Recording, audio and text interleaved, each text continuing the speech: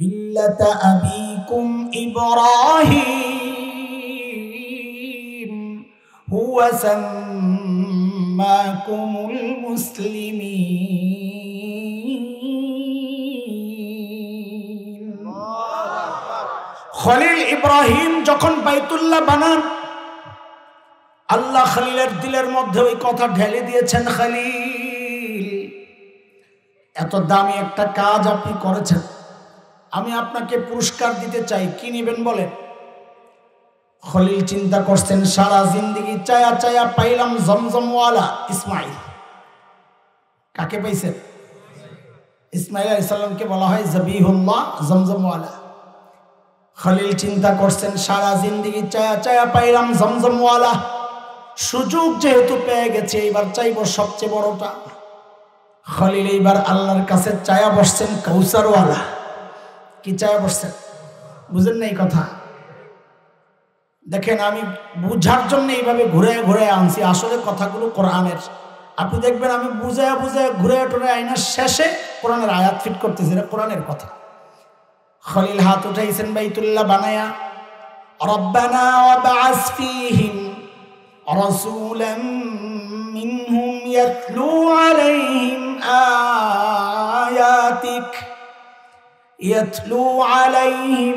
আয়াতিক ওয়ায়ুআল্লিমুহুমুল কিতাবা ওয়াল হিকমাতা ওয়ায়ুযাক্কিহিম ইন্নাকা আনতাল আজিজুল হাকীম।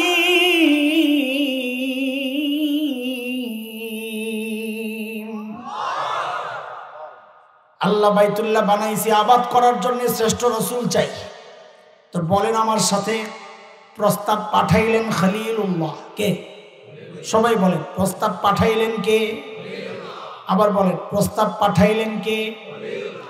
পাশে কিন্তু বসা জবিহুল্লাহ ইসমাইল কে? বলে পাশে বসা, আপনি দেখছেন? আমি দেখবো কই থেকে? কোরআন কথা বলে। ওই কথা, ওই দোয়ার আগের আয়াতটাই তো এটা। وَإِذْ يَرْفَعُ إِبْرَاهِيمُ الْقَوَاعِدَ مِنَ الْبَيْتِ وَإِسْمَاعِيلُ। বাপ বেটা মিল্লা যখন বাইতুল্লাহ বানাইছেন, তার মানে বানানোর পরে দোয়ার সময় বেটাও পাশে ছিলেন। তো বলেন, প্রস্তাব পাঠাইলেন কে? পাশে বসা জবিহুল্লাহ। ওই প্রস্তাবে আমিন বইলা সুপারিশ লাগায়া দিয়েছেন, আল্লাহ আমিও চাই। তো এইবার বলেন, প্রস্তাব পাঠাইছেন কে? বিসমিল্লাহির রহমানির রহিম।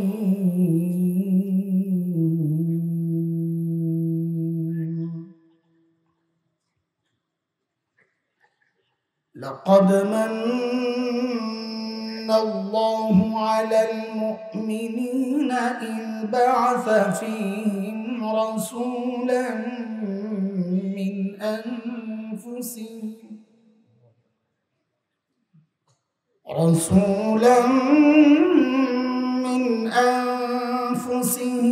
يتلو عليهم آياته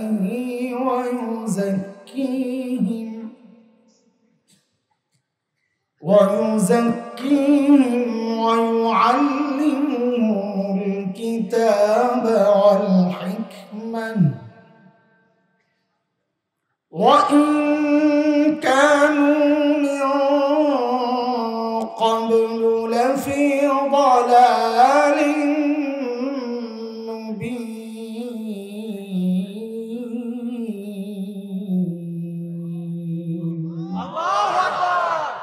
آمنت بالله صدق الله العلي العظيم.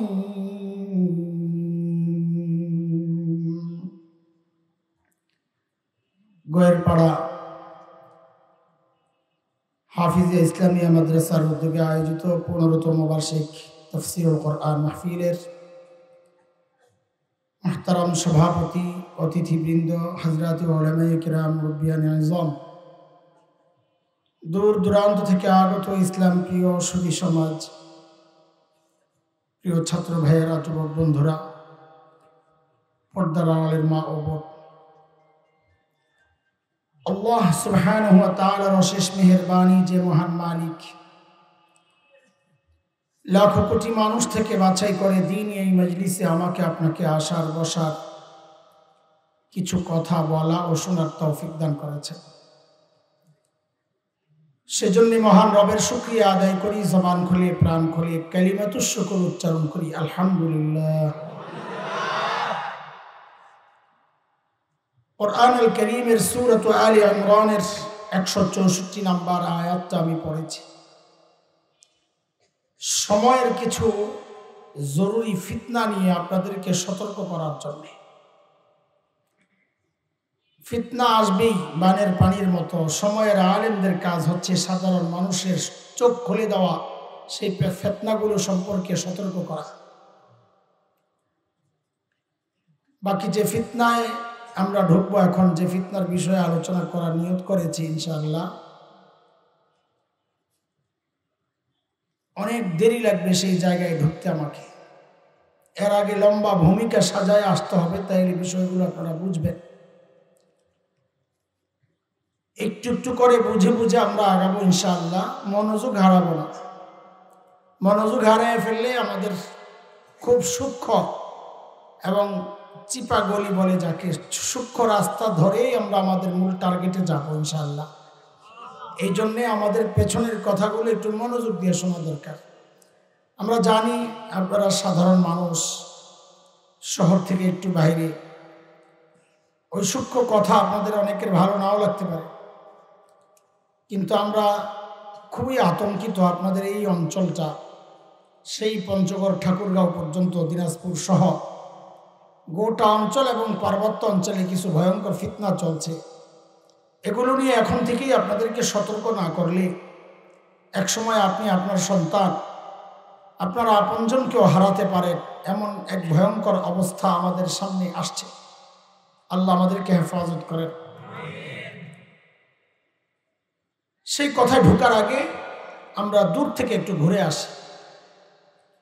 আজকে একটু নবীর পরিচয় আমরা জানবো ইনশাআল্লাহ তাআলা। সাল্লাল্লাহু আলাইহি ওয়াসাল্লাম বলেন,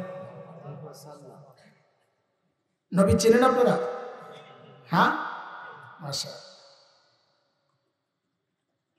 এমন অনেক মানুষ আছে যাকে দেখে বোঝার উপায় নাই সে নবী চেনে, মুসলমান।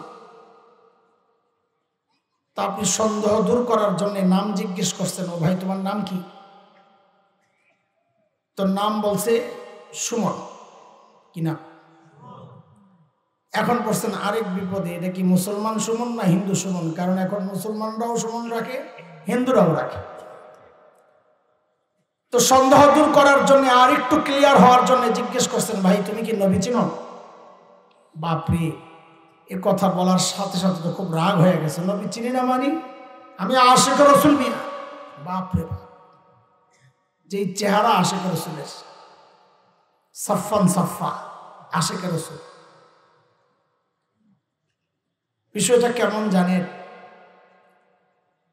এখন যেমন হিফজুল কোরআন প্রতিযোগিতা হয়, আমাদের ছেলেরা আন্তর্জাতিক পুরস্কার ছিনায় আনে। একসময় আমরা যখন ছোট ছিলাম তখনও এমন প্রতিযোগিতা হইতো এবং বাংলাদেশের প্রতিযোগীরা পুরস্কার ছিনায় আনত। কিন্তু তখন হযরত ফেসবুক শরীফ ছিল না, তো প্রচারণা পায় নাই। এখন যেমন প্রচারণা পায় ফেসবুক শরীফের উসিলায়। ওই সময় একজন ফেভারিট প্রতিযোগী ছিল আমাদের বড় ভাই, আমরাও ছিলাম ওই সময় ফেভারিট প্রতিযোগী। নাম ছিল কারি নুরুল্লাহ। এখন কাতারের এক বড় মসজিদের ইমাম, নরসন্দী বাড়ি, ফরিদাবাদ মাদ্রাসায় পড়তেন।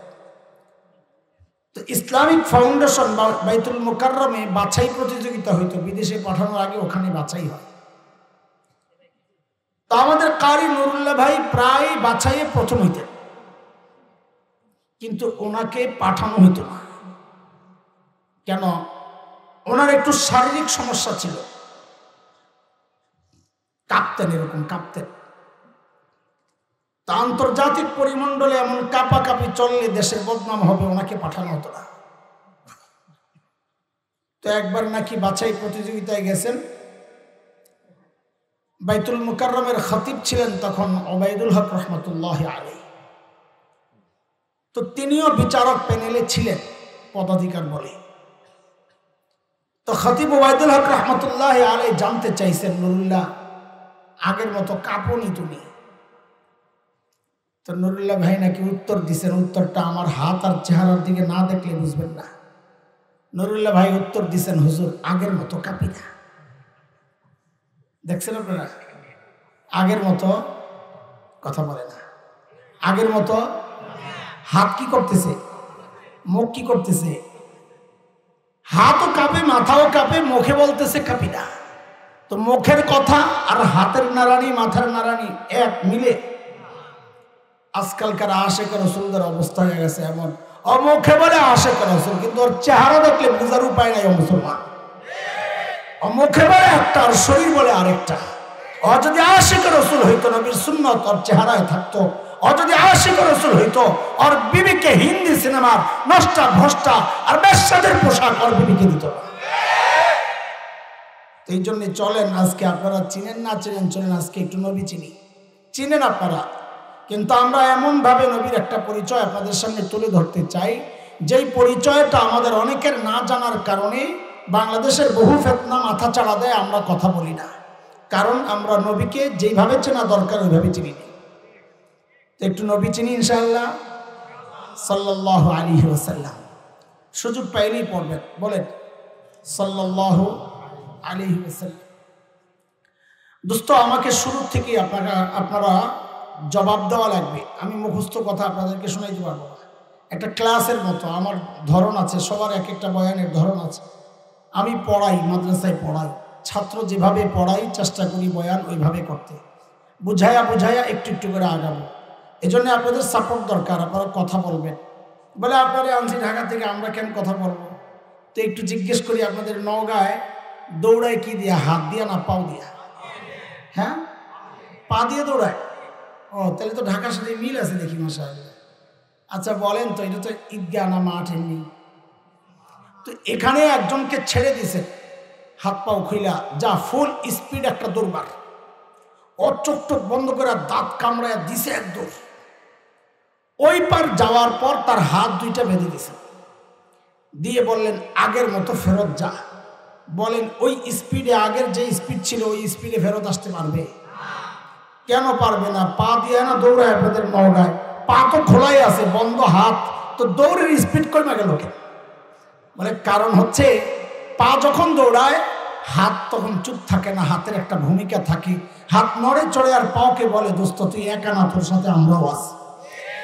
পা এই কথা শুনলেই তার দৌড়ের গতি বেড়ে যায়।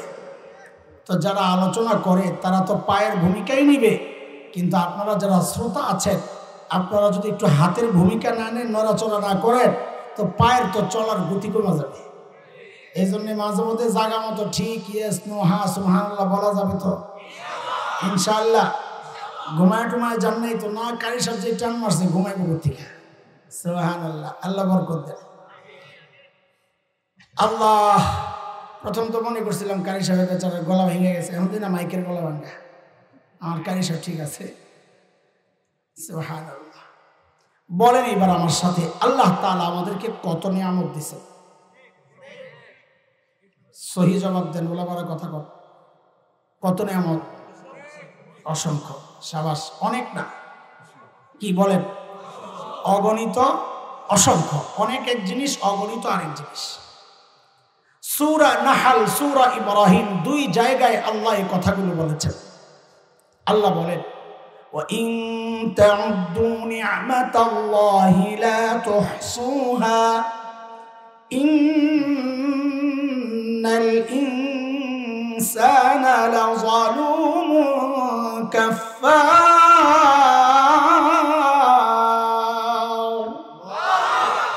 বান্দা এত নিয়ামত দিছি, গণে শেষ করতে পারবে।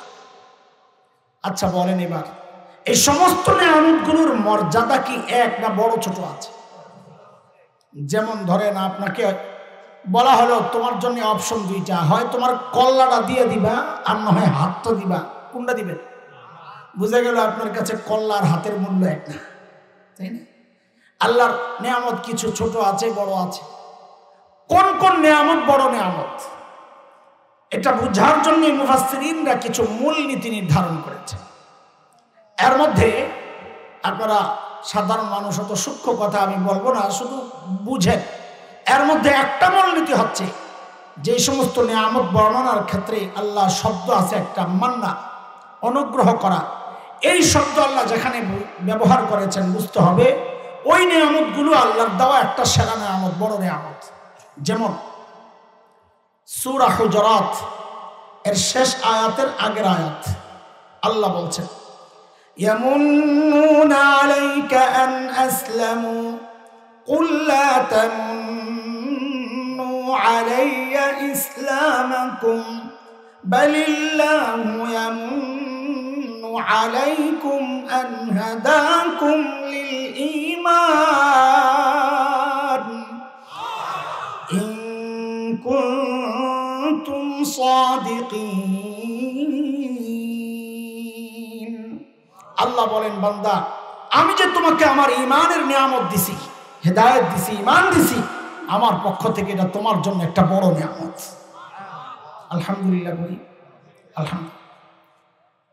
আরেকটা নিয়ামতের কথা আল্লাহ বলেছেন, যেটা আমি শুরুতে যে আয়াত পড়েছি সূরা আলী ইমরানের 164 আয়াত, ওখানে আল্লাহ তাআলা আরেকটা বড় নিয়ামতের কথা বলেছেন।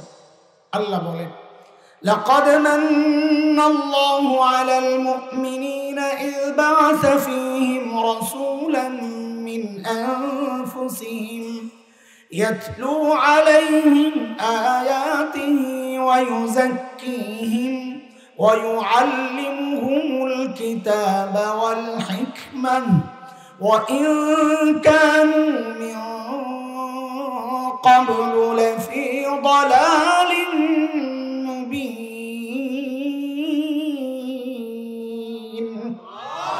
আল্লাহ বলেন, বান্দা আমি যে আমার শ্রেষ্ঠ রাসূলকে তোমাদের রাসূল বানায়া পাঠাইছি, এটা আমার পক্ষ থেকে তোমাদের জন্য আরেকটা বড় নিয়ামত। বলি আলহামদুলিল্লাহ, বলেন আবার আলহামদুলিল্লাহ। আল্লাহ তাআলা চাইলে আমাদেরকে নবী মুসা আলাইহিস সালামের উম্মত বানাতে পারতেন না? ঈসা আলাইহিস সালাম পারতেন না? করেন নাই কেন? আমরা নওগাঁ বগুড়া মহাসড়ক অবরোধ করে বলছিলাম যে আমাদেরকে শেষ নবীর উম্মত বানাইতে হবে। না আল্লাহ এমনি বানাইছেন? আল্লাহ নিয়ামত আমাদেরকে এমনি দিয়েছেন। এই জন্য আরো খুশি হইয়া আরো বেশি শুকরিয়ার আওয়াজে একটু বলতে হবে আলহামদুলিল্লাহ। এই যে বড় নিয়ামত আমাদের নবী, কত বড় নিয়ামত, এটা একটু আমাদের বোঝা দরকার, কত বড় নিয়ামত। এর জন্য আমি একটা ছোট্ট উদাহরণ দিই, আমাদের বড়দের দেওয়া উদাহরণ এগুলা নবী চেনানোর জন্য। এই উদাহরণটা যত বুঝবো নবী চেনা আমাদের জন্য তত সহজ হবে। একজন বাবা ঢাকায়া বলতেছে, এই জন্য আপনার নওগাঁর ভাষায় তো আমি বলতে পারবো না, আমার ঢাকায়া ভাষায় আমি বলতে পারবো, সেই জন্য একটু ঢাকায়া বলি, আপনারা একটু বুঝালেন। অঢেল সম্পদের মালিক, অঢেল তো বুঝেন, হিসাব নাই কত সম্পদ। আচ্ছা বলেন তো, এই অঢেল সম্পদের মালিক ব্যক্তি ঠান্ডা না গরম? কেন? টাকার একটা গরম আছে না? হ্যাঁ, তার একটা মেয়ে, সন্তানের মধ্যে একটাই মেয়ে। মেয়েরা বাবা মেয়ের প্রতি একটু দুর্বলতা এমনি বেশি থাকে। আবার একমাত্র মেয়ে, এই বাবার গরম অন্য বাবার তুলনায় একটু কম না বেশি? ঘটনাক্রমে মেয়েটা খুব সুন্দরী। এবার বলেন গরম বাড়ছে না কমছে? বাবা গরম হওয়ার জন্য অনেকগুলো উপলক্ষ এখানে একসাথে হয়ে গেছে। এক, বাবা টাকাওয়ালা, অনেক টাকা। দুই, একমাত্র বাচ্চা। তিন, ওটাও আবার মেয়ে। চার, সুন্দরী মেয়ে। এই বাবা এইসা গরম, আমি তার নাম দিছি বোঝানোর জন্যে, ওই যে বিদ্যুতের লাইন আছে একটা 440 লাইন, কাছে যাওয়া যায় না, ধরা যায় না, ছোঁয়া যায় না, আমি এই বাবার নাম দিছি 440 বাবা। পিচ্চিদেরকে বলি, পোলাপাইন যারা আছো ছোট, আমার এই কথার জবাব তোমরা মাঝে মধ্যে দিয়ে দিবা। আমি মনে করাইয়া দেওয়ার জন্য জিজ্ঞেস করবো, কোন বাবা? ভাই হয়েছে অনেক হয়েছে, মনোযোগ দেন। এখানে সেভ করেন, এখানে কলমে ইনশাআল্লাহ। এই আল্লাহর দেওয়া ক্যামেরা দিয়ে সেভ করবেন, আল্লাহর দেওয়া মেমোরিতে কি করবেন? সেভ করবেন, এটা দিয়ে রেকর্ড করবেন, এখানে সেভ করবেন, ওটা বেশি কাজ হবে ইনশাআল্লাহ। আমি আগে বলছি আমার মনোযোগ দরকার। আপনাদের কি অবস্থা মনোযোগের? পরীক্ষা নিলে তো আবার ফেল করবেন, হ্যাঁ পাস করবেন দেখেন কিন্তু। তো কে কে ঘুমাইছেন ওটা হাত তুলে দেখান তো, দেখি আল্লাহু আকবার। এই আপনার মনোযোগ, এই মনোযোগ দিয়ে তো চলবো না। আমি আগেই বললাম ফেল করবো, একটু সতর্ক হওয়া দরকার ছিল যে কোন জায়গায় পরীক্ষা চলতেছে। আল্লাহ মাশাআল্লাহ, ঠিক আছে ঠিক আছে, হাত তুলে দেখাইছেন, ঘুমান নাই না? হ্যাঁ ঠিক আছে। আপনাদের সংখ্যা বেশি, এখন আপনাদের সাথে তাল না দিলে সমস্যা। আল্লাহ, তো কোন বাবারে মনে থাকবে ইনশাআল্লাহ? কোন বাবা? 440 বাবা। মেয়ে বিয়ের উপযুক্ত হয়েছে, এক লোক আসছে প্রস্তাব নিয়ে। তো মেয়ের বাবা ওই লোককে জিজ্ঞেস করে, আপনি কেঠা? এই ঢাকা কথা একটু বুঝবেন তো না, আপনি কেঠা? তো ওই বেটা বলে, আমি ছেলের খালু হই। ওরা হয় কে বলে ওহি, আমি ছেলের খালু হই। যেই বলছে খালি আমি খালু হই, এই খেপা খেপছে, কারণ বাবা তো গরম। কোন বাবা জানি? এমন খেপা খেপসা দিছে ধমক, খাইয়া আমার মাইয়া পৌঁছে গেছে, মিয়া খালু আছেন প্রস্তাব লিয়া। তোর বেটা জিজ্ঞেস করে, তো কেঠাইব? কর বাপরে পাঠা। তো খালু আস্তে করে বলে, আরে ভাই চেতেন খেলা কইলু তো ঠিক আছে ভাই, ঠিক আছে। যা ছেলের বাপরে কয়, ভাই যেই চেতরে বাপরে বাপ 440 বাপ, তোমার ছেলের প্রস্তাব নিয়ে তুমি যাও। ঠিক আছে। এই শুনে, আবার বলছি হাসানোর জন্য না, এই উদাহরণটা যত বুঝবেন নবী চেনা তত সহজ হবে ইনশাআল্লাহ। তোমার ছেলের প্রস্তাব নিয়ে তুমি যাও। বাবা আসছে মেয়ের বাবার কাছে। কোন বাবা? ও ভাই, কালকে যে প্রস্তাব আসছিল আমারই ছেলে। ও আপনি? এখন ছেলের নাম জিজ্ঞেস করছে, বাপের নাম, মায়ের নাম, দাদার নাম, সারা গোষ্ঠী খবর নিচ্ছে। দেখতে কেমন, হাইট কেমন, কালার কেমন, চরিত্র কেমন, বন্ধু বান্ধব কারা, সব খবর নিয়ে মেয়ের বাবার ছেলে পছন্দ হয়ে গেছে। এবার আপনারা বলেন, এই মেয়েকে বিদায় দেওয়ার সময় বাবা যখন বাজার করবে, তো শাড়ি কিনলে কম দামি কিনবে না বেশি দামি? কেন? কারণ তার পয়সার অভাব নাই, খরচের জায়গা নাই এই মেয়ে ছাড়া। তো মার্কেটে গিয়ে শাড়ি কিনে তো সেরাটা কিনে, গয়না কিনে তো সেরাটা, প্রসাধনী কিনে তো সেরাটা, সব সেরা সেরা জিনিস দিয়া সাজায়া মেয়েটাকে বিদায় দিই। এমনটাই তো হওয়ার কথা নাকি? আচ্ছা দোস্ত, একজন বাবা তার মেয়েকে যতটা ভালোবাসে, আল্লাহ সুবহানাহু ওয়া তাআলা তার প্রিয় হাবিব সাল্লাল্লাহু আলাইহি ওয়াসাল্লামকে তার চেয়ে হাজার কোটি গুণ বেশি ভালোবাসে। একজন বাবা তার মেয়েকে বিদায় দেওয়ার সময় যদি সব সেরা সেরা জিনিস দিয়া, সামর্থ্যের সবটুকু দিয়া সাজায়া পাঠাইতে পারেন, তো আল্লাহ আমার নবীকে দুনিয়ায় বিদায় দেওয়ার সময় সব সেরা সেরা জিনিস দিয়া সাজায়া তারপরে আমার নবীকে দুনিয়ায় বিদায় দিছে। এখন শুধু বুঝতে থাকেন কি কি সেরা সেরা দিছে, তাইলে নবীর পরিচয় আমরা জানবো। আমি ওই আঙ্গিকেই পরিচয় দিব ইনশাআল্লাহ, যে আঙ্গিকে নবীর পরিচয়টা দিলে ওই ফিতনা নিয়ে কথা বলা যাবে। আপনারা ভাইবেন না খালি বসে বসে নবীর পরিচয় দিব, ধরনটা বয়ানের একটু বুঝানেন। ছোট্ট বাচ্চাদেরকে ডাক্তারের কাছে নিলে ডাক্তার যখন বুঝে একে ইঞ্জেকশন দেওয়া লাগবে, তো ডাক্তাররা সরাসরি ধৈর্য বাচ্চার ইঞ্জেকশন ঢোকায়। কি করে?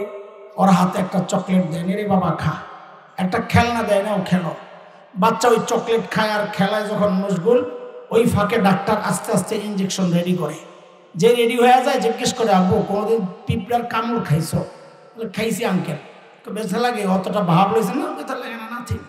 তো ডাক্তারকে দেখো তো এমন নাকি, তো আস্তে ইঞ্জেকশনটা যখন ঢুকাইয়া দেয়, এখন তো শর্মে আগে ভাব রয়েছে, এখন তো শর্মে কানতেও পারে না। আবার চকলেটের ঘুষ দিছে, খানার ঘুষ দুনিয়ার মধ্যে সবচেয়ে মারাত্মক ঘুষ। টাকা দিয়ে যেটা আদায় করতে পারবেন, খাওয়াইলে তার চেয়ে বেশি আদায় করতে পারবেন। হ্যাঁ, দোস্ত, আমি আপনাদেরকে শুরুতে ওই চকলেট খাওয়াবো, ফাঁকে ফাঁকে আস্তে আস্তে আমি আমার ইঞ্জেকশন রেডি করতে থাকবো। যে দেখবো দেওয়ার সময় হয়েছে, এবার আস্তে করে ইঞ্জেকশন ঢুকায় দেবো ইনশাআল্লাহ। মাকসাদ তো ইঞ্জেকশন, কিন্তু সরাসরি ইঞ্জেকশন সইতে আপনাদের কষ্ট হবে, বুঝতে কষ্ট হবে। সেই জন্য অনেক দূর থেকে ঘুরাইয়া চকলেট খাওয়ায়া সময় মতো ঠিক ইঞ্জেকশন ঢুকাইয়া দেবেন ইনশাআল্লাহ। ঠিক আছে? ধরন বুঝছেন, বয়ানের ধরন বুঝছেন? তো এখন কি চলবে? চকলেট খাওয়া খাই। আমার নবীর সম্মান এগুলো শুনতে মজাই লাগে, এই জন্য এটা বললাম চকলেট খাওয়া খাই। ঠিক ওই বাবার মতো আল্লাহ আমার নবীকে দুনিয়ায় পাঠানোর সময় সব বিষয় লক্ষ্য করেছে। সর্বপ্রথম প্রস্তাবের ব্যাপার, আল্লাহ তাআলারও সিদ্ধান্ত, আমি আমার নবীকে দুনিয়ায় ফ্রিতে পাঠাবো না। দুনিয়ার মানুষের নেচার হচ্ছে, যে জিনিস ফ্রিতে পাওয়া যায় তার দাম দেয় না, যে জিনিস অর্জন করা যত কষ্ট তার কাছে সে জিনিসের মূল্য তত বেশি। আল্লাহরও সিদ্ধান্ত, আমি আমার নবীকে ফ্রিতে পাঠাবো না। বলে তো কেমনে পাঠাবেন? বলে আমার কাছ থেকে চায়া নিতে হবে, আমার কাছ থেকে চায়া নিতে হবে, প্রস্তাব দিয়ে নিতে হবে। তো বলে প্রস্তাব কে দিবে? বলে ওই খালু মালু চলবে না, ছেলের বাপ দেওয়া লাগবে। কে? ছেলের বাবা প্রস্তাব দেওয়া লাগবে। তো বলেন আমার নবীর বাবাকে? না না, আলেমরা কথা কর। শাবাশ। খলিল ইব্রাহিম আলাইহিস সালাম, মিল্লাতা আবিকুম ইব্রাহিম হুয়া সাম্মাকুমুল মুসলিমিন।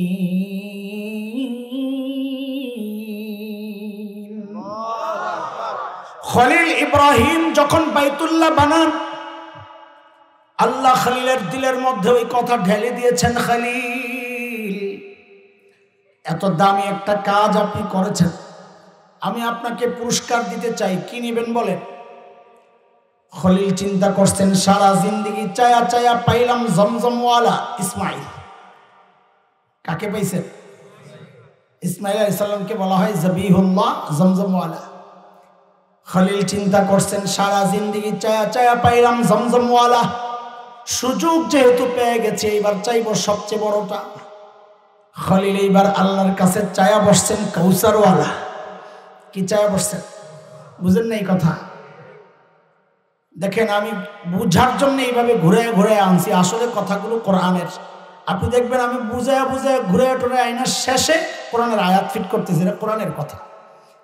খলিল হাত উঠাইছেন বাইতুল্লাহ বানায়া, রব্বানা ওয়াবআস ফীহিম রাসূলাম মিনহুম ইয়াতলু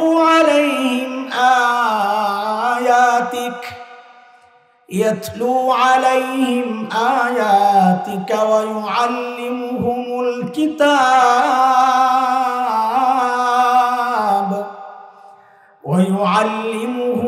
কিতাবা ওয়াল হিকমাতা ওয়া ইউযাক্কিহিম ইন্নাকা আনতাল আজিজুল হাকীম।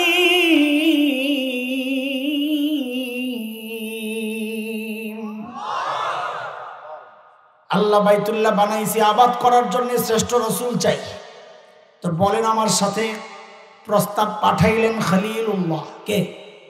সবাই বলেন, প্রস্তাব পাঠাইলেন কে? আবার বলেন, প্রস্তাব পাঠাইলেন কে? পাশে কিন্তু বসা জবিহুল্লাহ ইসমাইল।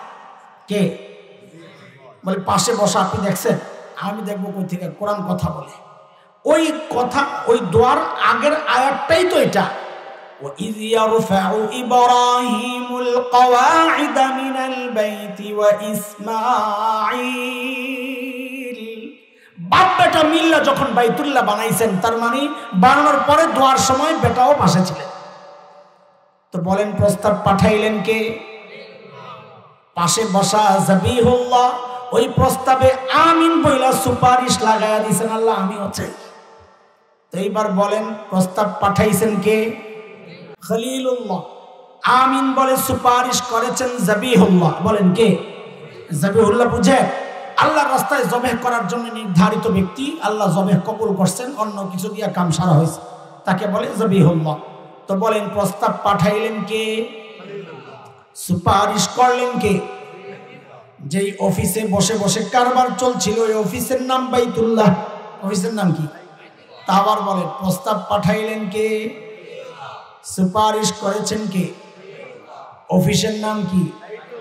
আল্লাহ বলেন খলিলুল্লাহ প্রস্তাব করেছেন, জবিহুল্লাহ সুপারিশ করেছেন বাইতুল্লাহ বসে বসে। দোয়া মঞ্জুর, আমিও পাঠায়া দিচ্ছি হাবিবুল্লাহ। নবী যান, আপনার বাবা প্রস্তাব দিছে, আপনারে চাইতেছে, যান।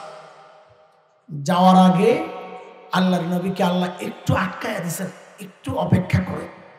কিসের অপেক্ষা? এটাও বোঝেন, মাহফিল দিয়েই বোঝেন। প্রধান বক্তা আসার কথা 10টায়, রাস্তায় একটু দেরি হয়েছে, আসতে আসতে তো একটু সময় লাগতেছে। তো আয়োজকদেরকে ফোন দিছে, ভাই আসতে একটু সময় লাগবে, আগের বক্তারে বলেন বয়ান একটু চালাইয়া নিতে। তো আগের বক্তার কাছে স্লিপ আসছে, হযরত প্রধান বক্তা আসতে আরো 10-15 মিনিট লাগতে পারে, বয়ান একটু চালাইয়া নেন। বিশ্বাস করেন, যত বড় বক্তা হোক, ফিনিশিং দেওয়ার পর যদি বলে আর একটু চালাইয়া নেন, তো মিজাজটা খারাপ হয়ে যায়। কেন? কারণ তখন কথা চলতে থাকে এলোমেলো। ফিনিশিং দেওয়া হয়ে গেছে, মূল কথা শেষ, এখন কথা চলে এলোমেলো। পাবলিক হলো ডিজিটাল, এলোমেলো কথা যে চলতেছে এটা বুঝে ফেলে। তখন পাবলিকের মধ্যে শ্রেণী হয় 3টা। এক শ্রেণীর চুপচাপ বসে থাকে যে জায়গা ছাড়বো না, তাহলে পরে জায়গা পাবো না। আরেক শ্রেণী বুড়া বয়স্ক মানুষ, অসুস্থ, একটু অজু ইস্তেঞ্জা করতে যায়। আরেকটা শ্রেণী আছে দূরে যায় শয়তানের লেঞ্জা টানে। আছে আছে, মাহফিলটা একটু এলোমেলো এলোমেলো হয়ে গেছে। এর মধ্যেই প্রধান বক্তা ফোন দিছে আয়োজকদের, ভাই আমি আইসা বসছি, আপনাদের মাইকের আওয়াজ পাওয়া যায়। এই শুই নাই আয়োজকদের কলিজায় পানি আসছে, এই যা একটা স্লোগান লাগা, এলোমেলো মাহফিলকে একটু জমাইতে হবে। স্লোগান কে দিবে? বয়ান চলার সময় স্লোগান অন্যরা দিবে না, তাহলে যিনি বয়ান করেন তাকে ছোট করা হয়। তিনি আল্লাহর কালামের বয়ান করতেছেন, হাদিস শোনাইতেছেন। যিনি আসছেন তার মর্যাদা যেই কোরআনের কারণে ওই কোরআনের আলোচনা চলতেছে, কাজে তার মর্যাদা কোরআনের চেয়ে বেশি না। কোরআনের আলোচনা চলা অবস্থায় কোনো স্লোগান চলবে না। হ্যাঁ, স্লোগান যদি বক্তা নিজে দেন তাইলে এটাই হলো বেটার। বক্তা স্লোগান কেন দিবেন? যেন মাহফিলটা একটু জমে যায়। তো স্লোগান দেয়, প্রধান বক্তার আগমন, শুভেচ্ছা, স্বাগতম, লিল্লাহি তাকবীর, আল্লাহু আকবার করে করে আগে বলেন, করে এগুলা হয় হয় হয়। কেন হয়? মজমা জমার জন্যে। ঠিক আল্লাহ তাআলাও আমার নবীকে দুনিয়ায় পাঠানোর আগে দিয়ে আটকাইছেন, হাবিব একটু অপেক্ষা। কেন? বলে আপনি প্রধান অতিথি, আপনি প্রধান বক্তা, আপনি দুনিয়ায় যাবেন, মাহফিল একটু এলোমেলো হয়ে গেছে, আমি মাহফিলটার একটু গুছায় লই, একটা স্লোগান দেওয়া নেই। বলে স্লোগান কে দিবে? বলে আপনার আগের বক্তা নবী ঈসা আলাইহিস সালাম স্লোগান দিবে। ও নবী ঈসা স্লোগান আপনি লাগান। নবী ঈসা স্লোগান দিছেন। এই যে এতক্ষণ বুঝাইছি, এটাও কোরআনের কথা। সূরা সফ আয়াত 6, হযরত ঈসা স্লোগান লাগাইলেন কি? শুনেন আল্লাহ কি বলতেছে।